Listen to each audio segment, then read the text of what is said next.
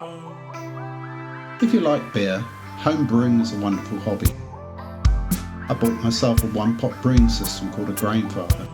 I go down to the brew shop and I buy a bag of malt, which I get milled. I bring it back and I start the brewing process. If you like beer.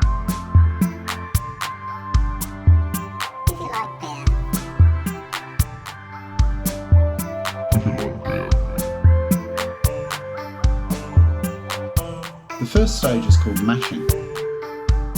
I fill up the grain father with water, and then I bring it up to a certain temperature, and then I add the malt. I use a process called step mashing, where the temperature changes through the mash process. When I get to the end of the mash process, I lift the grain out of the grain father and rest it on the top. If you like beer.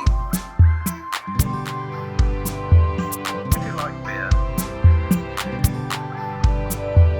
Then you do the second stage, which is called sparging. Water at a temperature is drained through the grain and it washes the sugars out into your liquid below. If you like beer. The last process is boiling.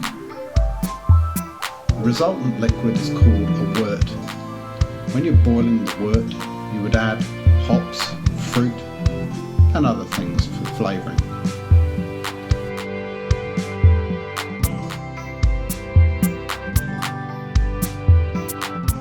You boil the wort for about an hour, and then you run it through a counterflow chiller, which will take it down to a temperature suitable for fermentation, which is the last stage. If you like beer. If you like beer. Fermentation consists of putting yeast into the wort and allowing it to eat the sugars and produce carbon dioxide and alcohol.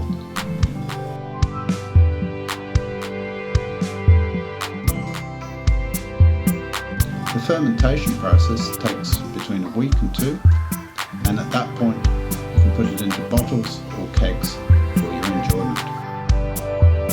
If you like beer. Home brewing is a wonderful hobby.